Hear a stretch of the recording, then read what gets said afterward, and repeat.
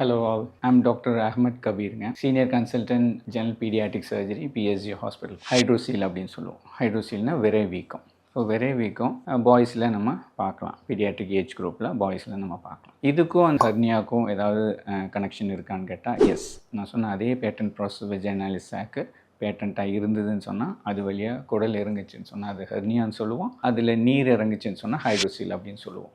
So hydrocele is not an emergency as like an hernia. அது உடனே பண்ணணுமா அப்படின்னு கேட்டால் கிடையாது. யூஸ்வலாக பீடியாட்ரிக் சர்ஜன்ஸ் உங்களை பார்த்ததுக்கப்புறம் அவங்க என்ன பண்ணுவாங்கன்னா உங்களுக்கு ஒரு அட்வைஸ் பண்ணுவாங்க. லைக் அது பெருசாகிட்டே வருதான்னு பாருங்கள், பேபிஸ்க்கு ஏதாவது தொந்தரவு கொடுக்குதான்னு பாருங்கள். அப்படி இல்லைன்னு சொன்னால் 1 இயர் வரைக்கும் நம்ம தாராளமாக வெயிட் பண்ணலாம். 1 இயருக்கு அப்புறம் பர்சிஸ்டண்ட்டாக இருக்குதுன்னு சொன்னால் அதை நம்ம சர்ஜரி பண்ணி எடுத்துக்கிறது தான் நல்லது. ஏன்னா 1 இயருக்கு அப்புறம் குழந்தைங்க விளையாட ஆரம்பிச்சிருவாங்க. அந்த டைஸில் 2 ஒரு ஆயும் பெயின் வரும். அதனால் it's not advisable to ப்ரோலாங் after 1 year. So 1 இயர்க்குள்ளே நம்ம பண்ணிக்கிறது நல்லது. ஸோ இந்த சர்ஜரி எமர்ஜென்சி கிடையாது. ஆஸ் லைக் ஹெர்னியா சர்ஜரிமா எமர்ஜென்சி கிடையாது. ஒரு டைம் ஃபிக்ஸ் பண்ணிவிட்டு நம்ம எலெக்டிவாக டேட் வாங்கி கூட பண்ணிக்கலாம். டே கேர் சர்ஜரி தான். மார்னிங் வந்தால் ப்ரொசீஜர் முடிச்சுட்டு ஆஃப்டர்நூன் ஆர் ஈவினிங் போய்க்கலாம்.